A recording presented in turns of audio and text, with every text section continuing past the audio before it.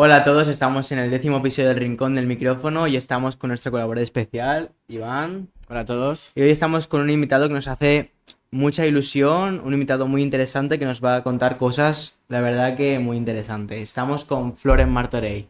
¿Qué tal, Floren? Hola. ¿Cómo estamos? Bé, Bueno, preséntate un poco. ¿Quién es Floren? bueno, yo soy Florencio Martorell Astruells, mi profesión es la de funerario y nada, y vengo aquí pues a que me hagáis las preguntas para informaros un poco cuál es mi profesión y en qué se basa y Aprender un poco de eso. exacto, aprender un poco. Para ir al principio, ¿por qué empezaste en todo este mundo? Hombre, la profesión me viene de familia. Ujú. Nuestra familia materna, por parte de mi madre, fueron sus abuelos los que empezaron con la profesión allá por el 1889. Luego fueron mis abuelos, que se pusieron en la calle Cullera, y luego ya cogieron el testigo mis padres a la calle Jaume I, donde en el 2001 inauguraron el tanatorio, y luego ya pues yo realmente no quería esta profesión. De hecho, he tenido varias profesiones a lo largo de mi vida. He sido chofer, también he trabajado en un taller de aluminio, en el campo y luego jardinero. Estuve al cargo de los jardines públicos de aquí de la localidad durante unos 10 años y luego fue mi mujer la que entró en el oficio a raíz de la crisis de 2007, allá por el 2007, Sí. cuando ella trabajaba en una casa de pinturas, aunque su oficio, el de su familia, eran carniceros, entonces es una persona que siempre ha estado de cara al público. Y la verdad, este oficio se le daba muy bien. Probó, le gustó, se quedó y luego fue la que me convenció a mí para que me uniera un poco a la empresa, para que la dirigiera, ¿no? Sí. Yo estaba a gusto con mi trabajo de jardinero, pero bueno, al Y final decidiste- cambié y estoy satisfecho con el cambio. ¿Es un trabajo difícil? No, no es un trabajo difícil y más cuando ya viene de generaciones que más o menos Sí. el trabajo ya sabes cuál es. Es un trabajo delicado, diría yo, no es difícil. ¿Cuál dirías que es la parte más difícil? La parte más difícil, hombre, a veces surgen dificultades. Sí. Puede que a lo mejor en un juzgado no te den la licencia o a lo mejor por ejemplo, en el certificado de defunción hayan puesto traumatismo craneoencefálico, que a lo mejor la persona pues ha tenido un infarto, se ha caído a la escalera, se ha dado un golpe en la cabeza, Sí. y eso cuando vas al juzgado a que te den la licencia, te lo tiran para atrás. Entonces es un poco delicado porque, claro, se supone que un judicial tú no puedes tocarlo hasta que no va la comitiva judicial, va el juez, va el forense Sí. y ordenan el levantamiento del cadáver. Ahí es un poco, te entra un poco el pánico de decir, hostia, ¿ahora qué? Pues si ya tengo el difunto, ya lo tengo en casa, ya lo he movido. Claro. Hay dificultades. Luego también están los traslados. A veces hacemos traslados nacionales, hasta incluso internacionales. Puede ser por carretera en Francia o hacer un traslado transcontinental a Perú o a Lima, en el que tienes que tramitar todo con la embajada, con sanidad exterior. Tienes que tramitar la salida del país, la entrada en el país, y es todo un papeleo. Y claro, tienes que hacerlo en el tiempo más breve posible, porque estamos hablando de un difunto. De un cuerpo, claro. Claro, aunque esté embalsemado, porque en esos casos sí que se embalsema, es una conservación transitoria. Pero bueno, surgen complicaciones bastantes. Normalmente no, normalmente es sota caballo y rey. O sea, el difunto fallece, lo llevas a las instalaciones del tanatorio, adecentas al difunto. Con el difunto está claro que se hacen unas prácticas que no vamos a entrar en detalle, pero hay que taponar vías para que no haya sorpresas, porque el difunto puede exhumar líquidos por las vías. Entonces, todas estas cosas hay que evitarlas. Claro. Entonces, hay un proceso en el que se manipula el difunto, se adecenta, se maquilla y una vez ya puesto en sala, es cuando viene la familia, los amigos, dan el pésame y a las 24 horas normalmente es cuando se procede o a la inhumación o a la incineración. Vale. Es un tema bastante delicado el tema de las defunciones y todo esto. Y quería preguntarte si te ha afectado psicológicamente a lo largo del tiempo el trabajo. Verás, no, no, porque normalmente las defunciones son por causas naturales. Y cuando son causas accidentales, sí que estás un poco más, te afecta un poco más, ¿no? Porque es una defunción más traumática, más cuando es una persona joven y no digamos ya cuando es una criatura. Ahí sí que te afecta mucho. Y Claro. es duro. Yo las pocas veces que he pasado por ahí, lo he pasado mal.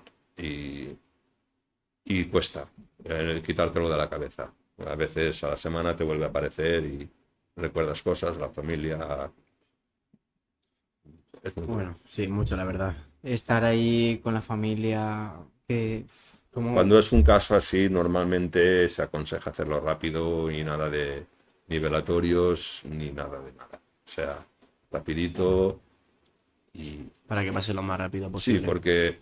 porque es muy emotivo, ¿no? Y hay gente que se te abraza y eso pasar. Ya llevas, imagínate la familia que ya lleva ese mal trago, ese proceso, que a lo mejor no es accidental, sino es que es alguna persona que tiene una enfermedad, algún cáncer infantil y es un proceso muy largo y muy duro. Cuando llega el momento fatídico, la gente lo que quiere es que lo dejen en paz. Y la gente que tiene dos dedos de frente entiende que a esa persona hay que dejarla en paz.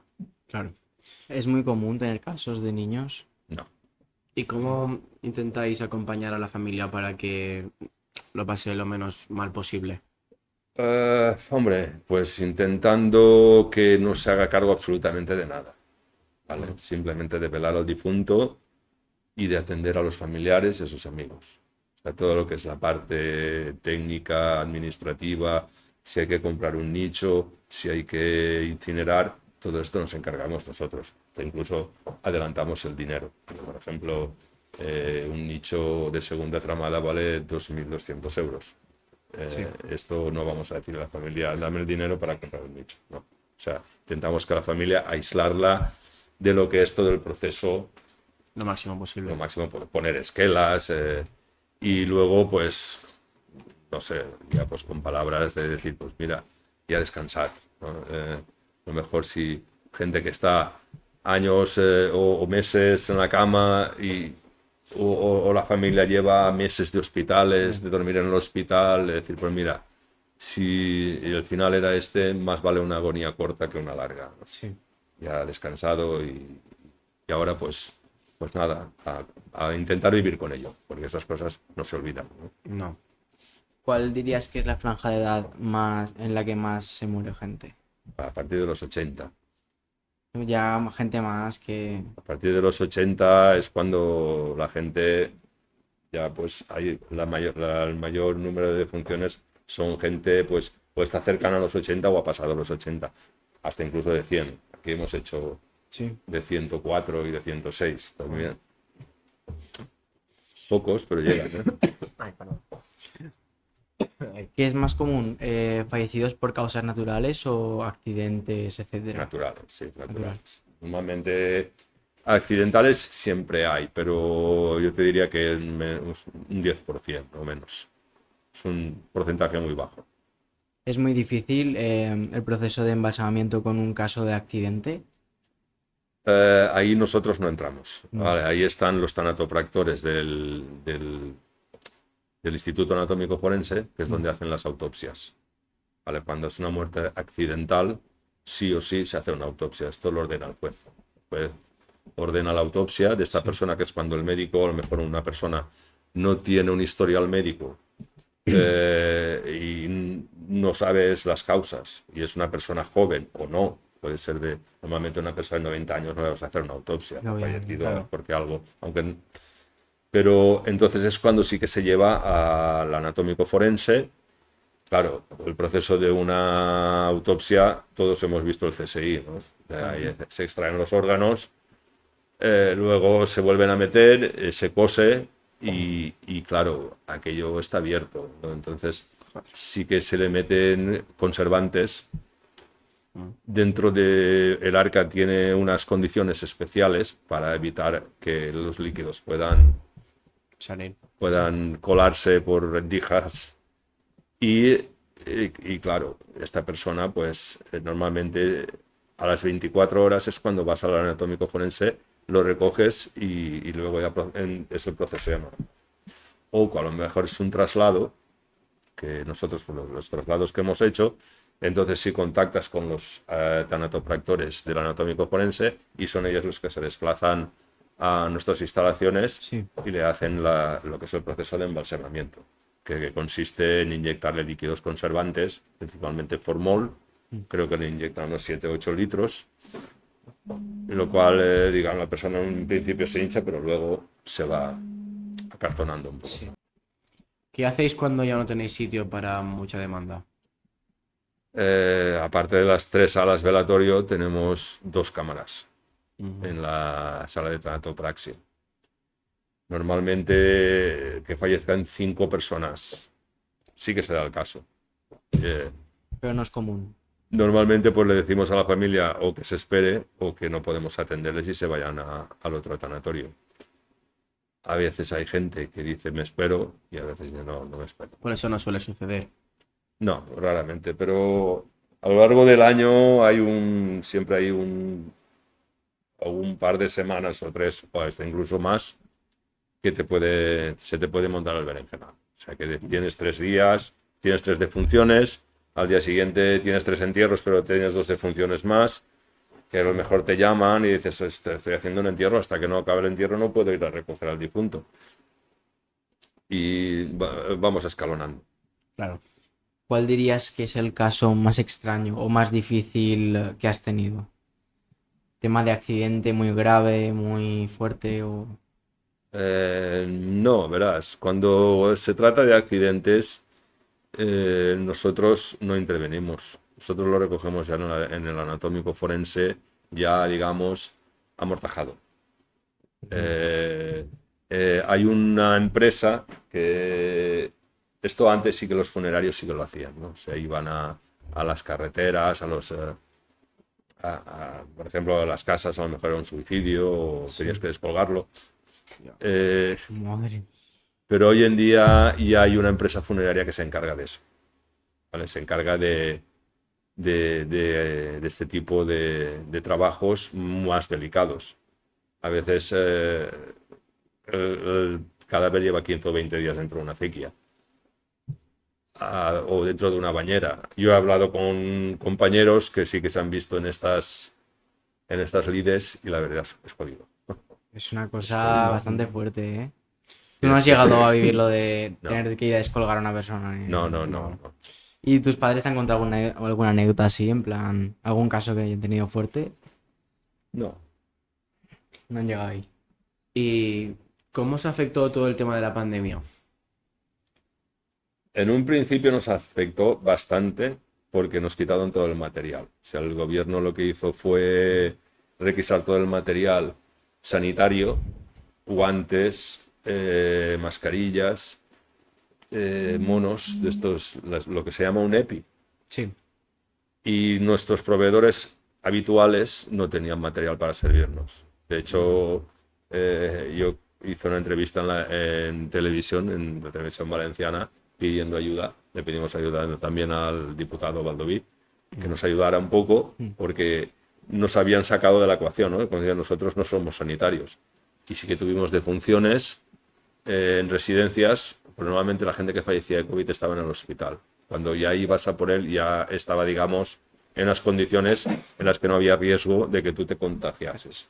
Pero sí que tuvimos en alguna residencia que sí que teníamos que ir nosotros y claro, en aquella entonces también era bastante, al principio ibas acojonado, porque yo recuerdo que entrabas en casa, te quitabas los guantes, te Sí, alejía, te los volvías a poner, lavabas la ropa Pero claro, cuando tenías que entrar a una habitación donde este tío sí que tenía COVID, seguro, porque había fallecido de COVID, pues yo le que le decía a mis compañeros es pues, que ellos son los que se encargan de hacer estas recogidas, meterlo todo dentro de una bolsa y tirarlo al contenedor.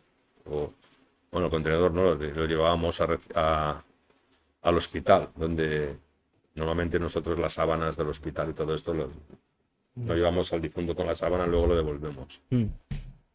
Pero fue muy jodido en el tema este, que nos dejaron desamparados, sin material y sin nada para trabajar. Ya. Afortunadamente no se llegó al caso en el que no tuviésemos material, pero sí que hubiésemos podido llegar a decirle a la persona que no podíamos trabajar. O sea, yo no voy a mandar a un trabajador a recoger a un difunto de COVID sin el EPI adecuado. Ya. Antes no voy. Luego, en el tema de las defunciones, yo sinceramente aquí en Sueca no noté un exceso de defunciones a causa del COVID. Sí sé, por ejemplo, en Madrid que sí que había funerarias porque en Madrid no daba abasto, ni crematorios, y había funerarios que iban a Madrid, se llevaban 3 o 4 difuntos y se los traían aquí a Valencia a incinerar. ¿Os llegaban aquí también gente de allí? Sí. O sea, furgonetas funerarias que iban a Madrid, se cogían 2, 3 y se los traían a Valencia a crematorios, porque aquello estaba petado. Pero luego sí que ha habido a lo mejor la pospandemia, porque claro, la pandemia no solo fue la gente que falleció de COVID, dejó de atenderse a mucha gente que tenía otro tipo de dolencias, pero era todo COVID. Y luego sí que ha habido, los años posteriores, sí que ha habido una subida de defunciones, ¿no? Nosotros sí que lo hemos notado, más de lo normal, no mucho. Pero... ¿Y os costó recuperaros de la pandemia en tema de...? No. ¿O es un negocio en el cual nos costó mucho? Ya te digo, no fue... Para nosotros no hubo una subida y luego una bajada. ¿Cuánto tuvisteis costando? Estuvimos un poco más o menos Sí. Por la misma línea. Entonces, desde que yo llevo la empresa, que es allá por el 2011, más o menos seguimos haciendo el mismo número de difuntos. Bueno, cada año hacemos un poquito más, la verdad es que sí. Pero esto se debe un poco a que la gente prefiere venir a nuestra empresa porque somos pues, de aquí del pueblo, nos conocen y la parte tenemos una manera de trabajar que no sé, que le gusta bastante a la gente. Por eso casi el 90% de los servicios de aquí de la localidad los hacemos nosotros. Hostia, eso está muy bien, ¿eh? Sí. ¿En un futuro te gustaría cambiarte de oficio o te mantendrías? No, yo tengo 53 años y ya tengo la vista puesta en la jubilación y disfrutarla, si puedo. Claro, lo que toca. Si Dios quiere, porque hay gente que, pobre, conozco un caso que falleció el día que se jubilaba, pobre hombre. A ver. El que llevaba el casino. Sí. Antes, sí. Pues, El casino de... agricultura. El que ha cogido... No, el hombre que había antes, pues un hombre de bigote. Ah, Ese creo que falleció el día que se jubilaba, o el día siguiente. ya sé quién es. Maldita Ese hombre Sí, falleció. tenía bigote, sí. No sé qué Se llevaron al hospital, se lo llevaron en la ambulancia, cayó y ya no se recuperó. Buah. Joder. Bueno, volviendo a la entrevista. ¿Qué dirías que es lo más gratificante de tu trabajo? A ver, es gratificante el agradecimiento de las familias. Porque realmente mucha gente, la mayoría opinan que esto es un oficio que, no sé, que la gente le da como repelús, ¿no? Está muy equivocada, todo lo contrario. Es un oficio muy gratificante porque el hecho de ayudar a una persona que está sufriendo y hacerle más llevadero ese mal trago, y luego si pones empeño en que las cosas salgan lo mejor posible, luego esa familia se está muy agradecida. De hecho, yo conozco muchísima más gente desde que tengo este oficio que antes. Ya. ¿no? Hay gente, pues, digamos que se te queda, ¿no? Se te queda la cara del cliente y se establece como una especie de vínculo. Yo no diría amistad, pero sí de mucho respeto, ¿no? Claro. Yo diría que es un oficio como muy infravalorado por la gente que no ha pasado por ahí, diría yo. Y la gente que pasa por ahí lo valora mucho y tiene en cuenta mucho lo que ayudáis, porque vosotros ayudáis muy bien. Y yo creo que la gente desde fuera que no ha pasado por una funeraria se debería concienciar en que es un trabajo muy profesional y en el cual curráis mucho y ayudáis mucho a la gente. Ese es mi punto de vista, Sí, ya que de tenga los hecho otros. has dado en el clavo porque la verdad es que sí, es un trabajo muy profesional y Hombre, es un trabajo que la gente, a mí pues a veces me pasa esto de que le dices a alguien que acabas de conocer que eres funerario y dices, hostia, joder, qué oficio más Ya. jodido, ¿no?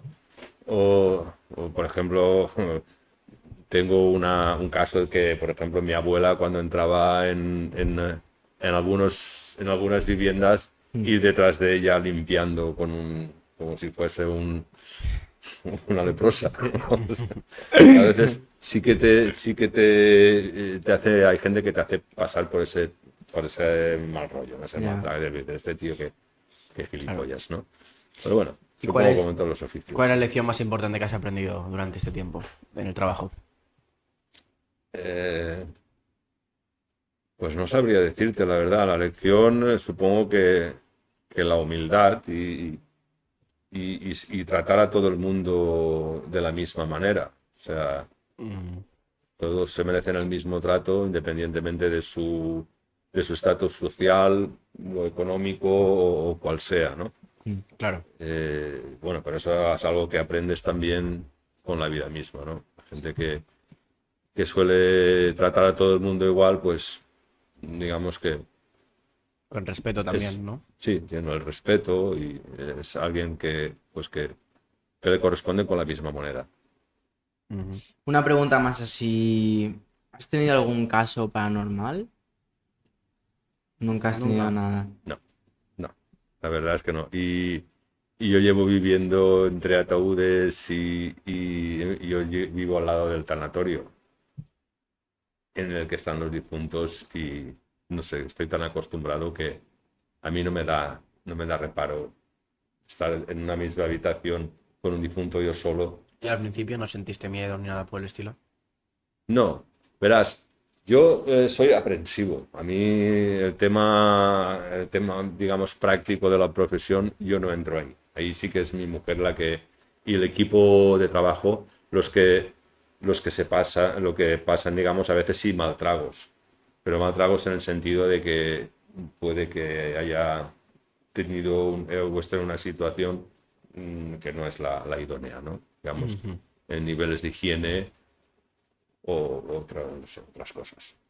Claro. ¿Hay muchos cuerpos que se dan a la ciencia o es No, menos común? raramente. Muy Raramente se raro. da la ciencia. La gente, de hecho, el hospital que se encarga de ello tiene más que suficientes. O sea, no los demanda y a veces les es más un incordio que otra cosa. Porque supongo que eh, habrá, aquí en Sueca yo creo que he hecho uno, no solo. Bueno, Esto que lo dejan por escrito, o que yo quiero que mi cuerpo lo den a la ciencia, pero normalmente pues la gente le quiere dar una despedida normal, de que tiene familia, pues sus hijos, sus nietos, quieren darle una despedida como se merece, ¿no? Y esto pues seguir las costumbres de aquí, pues son pues llevarlos sí. al velatorio, recibir a tus amigos, a los amigos de tu familia, que te den el pésame, ir a la iglesia, hacerle una misa y luego pues ya proceder a la incineración o la inhumación. Hoy en día cada vez hay más incineraciones, es algo que va increciendo, ¿no? ¿Y cómo son los diferentes tipos de entierros dependiendo de la religión o de la cultura? Pues yo te podría hablar de la religión musulmana y la nuestra, ¿no? En la religión musulmana sí que es totalmente diferente porque ellos, según sus costumbres, tienen que estar en contacto con la tierra y en Tierra Santa. Aquí en España, según el reglamento de la policía mortuoria, uno no se puede enterrar directamente en tierra. Tiene que ir dentro de un arca y en este caso, pues la gente, digamos, de la religión musulmana, pues lo soluciona. Creo que en Valencia hay un cementerio y creo que ponen tierra dentro del arca para y intentan pues que esté mirando al este, ¿no? A la Meca. Sí. Y luego hay un cementerio en Granada, que yo sí que tuve un caso de trasladar allí al difunto, donde este cementerio se rige, es del ejército, porque este cementerio ya viene, digamos, de la guerra civil, cuando el bando, bueno, uno de los bandos, no voy a entrar en políticas ni, tuvo la ayuda de las huestes de Marruecos. Entonces ya se acordó con el rey de allí, Marruecos, que todo soldado de su ejército que falleciera en la guerra, pues tenía que ser enterrado en Tierra Santa. Y el cementerio de Granada, hay una parte del cementerio donde todavía se puede enterrar a la gente sin el arca correspondiente. O sea, lo ponen envuelto en sábanas y con contacto con la tierra y mirando hacia el este. Es muy interesante. ¿Y en nuestra cultura harían la misa primero? ¿O cómo es el proceso? El velatorio, o sea, se hace el velatorio porque según el reglamento no se puede enterrar antes de las 24 horas ni después de las 48. Se hace el velatorio, se concerta la misa para el día siguiente, se da paso a la misa y luego ya o bien al cementerio o al crematorio. Se suele incinerar más que Es un tema que cada vez va creciendo más. cada vez en el tiempo se ha notado. Yo tengo las estadísticas, digamos, de PANASEF, que es la Asociación de Servicios Funerarios Nacional, y en 2019 creo que fue el 48% de las inhumaciones, de las defunciones, fueron incinerados en el territorio nacional. Uf, casi la mitad. Se estima que para el 2025 ya estarán superando el 60%. Joder. En ciudades como, bueno, zonas como el País Vasco o hasta incluso Andalucía, que ahí son muy conservadores, ya están en niveles del 60-70% de cremaciones respecto a las inhumaciones. Aquí en Sueca yo creo que estamos en un 45, 40 y tantos. Nosotros desde que inauguramos el crematorio, ya en el 2021, 2022 creo, 2021, Muy fue el reciente. año de la pandemia. Sí. Estamos haciendo una media de 8 o 10. Digamos que la mitad, un poco menos. Pero es algo que va creciendo porque son ya las costumbres. Las generaciones de hoy en día ya no tienen la costumbre de ir al cementerio y a lo mejor pues es una lacra, pues porque claro, si tienes la lápida, tienes que ir allí, tienes que mantenerla limpia. ¿Y qué es más económico, por así decirlo? ¿Incinerar o Está a la par, más o menos igual? más o menos porque el coste de un nicho más la lápida, un nicho económico, estoy hablando de una cuarta tramada simple que está sobre unos 200 euros, más la lápida que está sobre unos 500, 600, no sé, depende de la lápida, pues viene a ser más o menos, incluso te diría que un poco más económico, pero no mucho. No creo que la gente que lo hace no hace por dinero, lo hace claro. por creencias o porque la gente tiene ese deseo o el que ha fallecido tenía ese deseo. Te he dicho, Claro. ¿Tener una funeraria da tantos beneficios como dice la gente o es un mito? es un mito. No. No da beneficios. Bueno, da beneficios, claro que da Sí, beneficios, sí, no, pero no. no como para retirarte Ya. en 10 años de trabajo, ¿no? Tienes un trabajo, tienes muchos gastos, tienes... a día de hoy los impuestos, la verdad es que son muy elevados. Hoy en Sí. día, con esto del estado del bienestar, hay que pagar muchos impuestos. Y aparte del seguro, de los impuestos, de las nóminas y el mantenimiento, siempre tienes que estar, digamos, no te puedes quedar quieto. Nosotros hace 2 años hemos inaugurado el crematorio, porque si no hacemos nosotros, vendrá otra y lo hará. Yo no quiero que me quiten mi plaza, entonces siempre tienes que estar un poco en la cresta de la ola. Es un oficio que digamos que te da mucho tiempo libre, pero acotado, ¿vale? Tú tienes libertad, pero dentro de unos límites. Nosotros, mi mujer y yo, al principio teníamos solo, aparte de que no tenemos fines de semana, ni tenemos vacaciones hacíamos 2 o 3 días.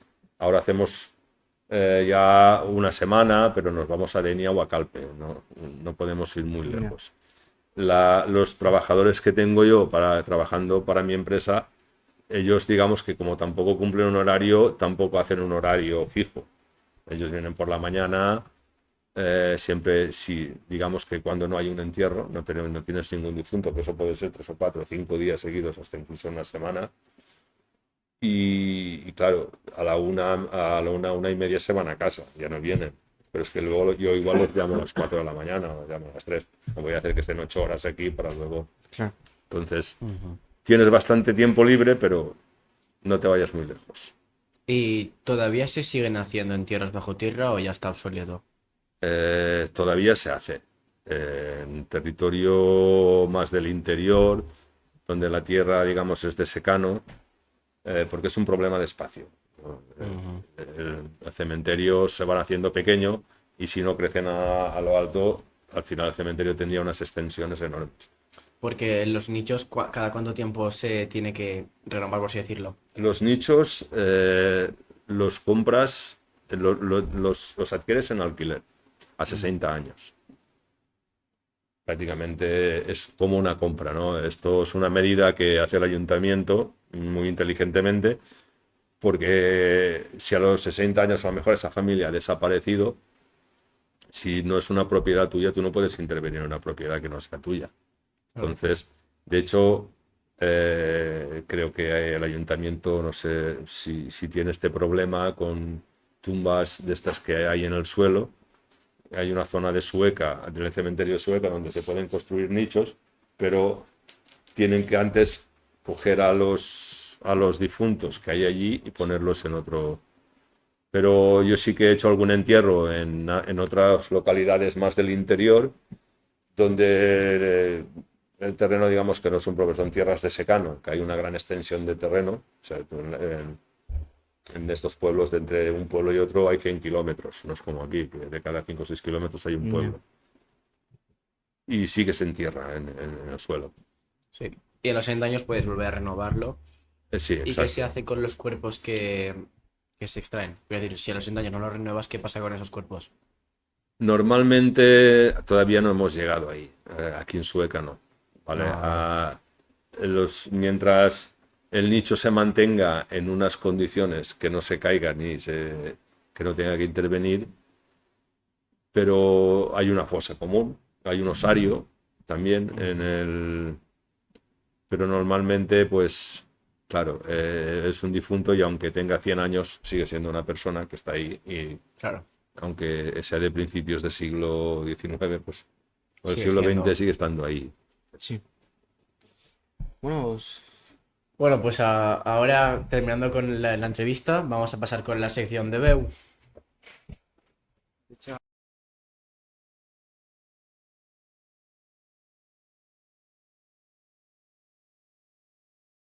¿Seremos reemplazados? Lo veremos con BEU.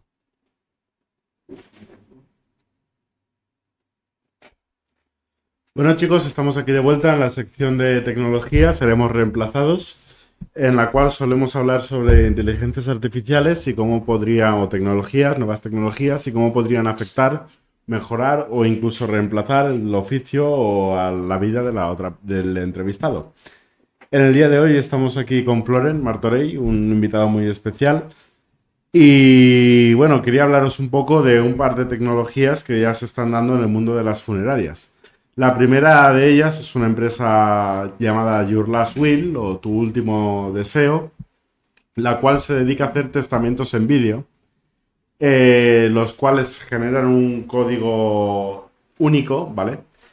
Y después del fallecimiento de la persona, esos testamentos se pueden abrir y se puede ver a quién le ha dado cada cosa, igual que en un testamento, pero sin la necesidad, o sea, como un testamento tradicional, pero sin la necesidad de un notario, de un abogado de por medio.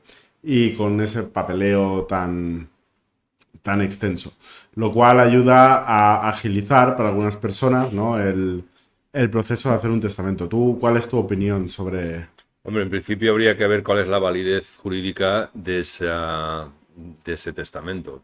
De hecho, cuando un notario, acudes a un notario es porque la palabra o la firma de un notario es, vamos, eso es a ciencia cierta. Mientras que vayas a una empresa y grabes un vídeo diciendo que yo quiero dejar esto a esta persona, haciendo, digamos, un testamento, yo creo que es muy manipulable un vídeo, ¿no?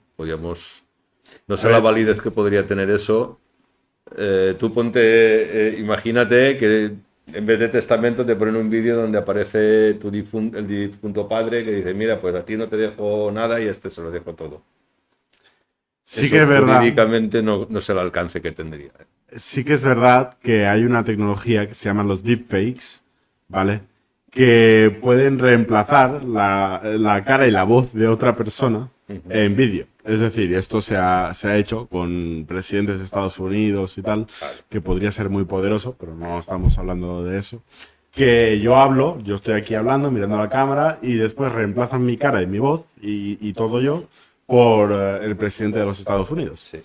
Entonces, en ese aspecto sí que es verdad que se podría llegar a ser peligroso, pero yo entiendo que la empresa ya habrá como un notario, ¿no?, que dará validez a ese vídeo. Entonces acudimos a un notario igual. No sé, yo lo veo lejos. Lo veo bastante lejos que esto pueda ser factible, y más cuando en un testamento normalmente es que todo esté acordado y todo esté, digamos, haya consenso, pero no siempre hay consenso. Es decir, que hacer una partición de un patrimonio no siempre te deja a todos contentos. Siempre hay uno que estará descontento, en el que uno se ha llevado más, y un testamento es impugnable, se puede impugnar. De hecho, para desheredar a alguien no es fácil. No es porque tú no puedes decir, porque me he cabreado con mi hijo, porque no me cae bien mi nuera y lo desheredo y ya está. No, tienes que tener unos motivos de base y una base, digamos, demostrable, que tengas motivo realmente para desheredar a esta persona. Entonces, que esto se haga por la vía digital, no le veo, la verdad, no le veo el beneficio cuando tú vas a un notario y haces un testamento. Normalmente los testamentos de la gente normal, pues se hace un reparto equitativo, ¿no?, del patrimonio de uno. Pero luego hay otros testamentos mucho más copiosos que ahí es mucho más difícil que el reparto sea equitativo y que estén todos de acuerdo. Claro. Por otro lado, ¿vale? Cambiando un poco de tema, tenemos otra tecnología que se está utilizando ya en Estados Unidos, en la BBC, salió en las BBC News, que estaban poniendo códigos QR en las lápidas para también pueden dejar un vídeo del difunto con una pequeña historia, un recuerdo, o imágenes, vídeos, audio, o incluso texto, sobre el difunto, y tú podías ir allí a la lápida, escanear el código QR y ver ese contenido. ¿O qué opinas tú de esto? Hombre, es algo que en un futuro es factible, porque estamos hablando de nuevas tecnologías, y las nuevas tecnologías pues son para, digamos, el que las maneja. Primero tienes que saber manejar este tipo de tecnologías, ¿no? Hacer un vídeo, hacer un publireportaje de la persona en sí, normalmente basada en fotos. O sea, la gente que fallece, que está en edad de fallecer ahora, como máximo tiene fotografías. O sea, vídeos no... Entiéndeme, no hay vídeos de cuando mi padre o mi madre eran pequeños. Claro, claro. ¿Sabes? Entonces, sí que es fácil que pues hoy en día tú tienes tus fotos, tienes tus vídeos en el móvil, luego las pasas al ordenador, y puede que en un momento dado puedas coger toda esa información y sí hacer un publireportaje de la persona en sí. Puede ser que llegue ese día y eso, porque la tecnología del vídeo y de la fotografía está cada vez, digamos, hoy en día todos tienen un móvil, tienen una cámara de fotos y una cámara de vídeo en el bolsillo, se graba todo. es fácil, es factible. Pero a día de hoy yo no lo veo, no lo veo. ¿Crees que tendemos a inmortalizar? Quiero decir, como ahora sí que todo el mundo, desviándome un poco del tema, como todo el mundo tenemos un móvil en el bolsillo que es capaz de hacer imágenes y hacer vídeo, ¿crees que las futuras generaciones tendrán más recuerdos de nosotros, de lo que tenemos ahora nosotros, de las anteriores generaciones? Es decir, ¿se está inmortalizando más con el tiempo? No lo sé, sinceramente, porque el tema de tener muchas fotos es contraproducente porque no las ves. O sea, tienes muchísimas fotos de muchos sitios, pero las tienes ahí guardadas y no las ves. Yo recuerdo antes cuando te ibas en Pascua o en Fallas que te comprabas un carrete de 24 fotos o de 36 y esas fotos te las guardabas, las tienes en el papel y creo que hacías más uso de esas imágenes que de lo que se hace hoy en día. Por ejemplo, hoy ves algún acto que es digno de ver, que es grandioso, no sé, te podría decir un espectáculo, y hay gente que se dedica a grabarlo en el móvil en vez de disfrutarlo, Nosotros mismos estuvimos en el Piro Musical el otro día haciendo, por sí que es ejemplo. verdad que estábamos haciendo un reportaje, ¿vale? Pero estábamos todos grabándolo con el móvil. Todos. No lo estás viendo. Claro. O sea, y es como, no sé, te vas a un sitio, imagínate que te vas a Egipto y te pones a hacer fotos a las pirámides. Coño, si tú quieres una foto, cómprate una postal que la ha hecho un profesional y la foto es mucho mejor que la que tú vas a hacer. Claro, sí que es verdad también Disfruta más el que... espectáculo de... Sí que es verdad también que a mí, por ejemplo, yo tengo álbumes en mi casa de cuando yo era pequeño, ¿no? De cuando era bebé y todo. Y esas fotos sí que es verdad que lo que tú dices las he visto más veces en el álbum que sacar el móvil y ponerme a ver vídeos y fotos de Claro. más recientes. Sí que es verdad que con las fotos físicas se recuerda más, ¿no? Se revive más veces, por así Yo creo que decirlo. sí. Yo el papel no lo reemplazo por el- la, por la, por la cámara o por la pantalla. A mí, por ejemplo, el libro me gusta el libro, no me gusta el libro digital. Y la foto me gusta tenerla en papel, no me gusta verla y la disfruto En una mucho pantalla, más. claro. Yo Pero tengo que bueno, tirar, yo al final soy programador, claro. soy experto en inteligencias artificiales, tengo que tirar para... Sí, no, pero quiero decir, todo no tiene que ser porque ni una cosa ni la otra. Hay una combinación de las dos, ¿no? Pero volviendo a lo de antes, el hecho de hacer un public reportaje de la vida de una persona desde que era pequeño hasta que era, bueno, eso también lo hemos visto en el cine, ¿no? En películas, no sé si has visto la película esta de Tom Hanks, la de Filadelfia, en la que al final la persona que está falleciendo te sacan en las imágenes fotos de cuando era niño y tal, pero no sé, eso es tan emotivo que era mucho, no sé, eso es muy personal. Y además tendría que tener un aficionado a este tipo del tipo de a lo que tú te dedicas, ¿no? Sí, O sea, si por ejemplo, si la persona que fallece, ninguno de su familia es aficionado a los vídeos y a las fotos o a este tipo de... o que hay empresas que lo hacen. Pero como es un proceso tan corto de 24 horas, al tener que suministrarle las claro, fotos y tal, tiene que ser... No hay tiempo. No hay tiempo material para esto. claro. Bueno, la verdad yo creo que se ha quedado una sección muy buena y una entrevista también. Con esto despido la sección. Ahora pasarán otra vez mis compañeros Iván y Muy Alex bien. a hacer la sección del bol y un placer. Gracias. Hola a todos, estamos aquí en la última sección, la sección del bol. Voy a explicarla un poco para el invitado que igual no la conoce. Consiste en, hay un bol con muchas preguntas, cada uno cogemos una y respondemos los tres todas. Yo también. Sí, Sí, sí, sí. son preguntas así lights. Ajá.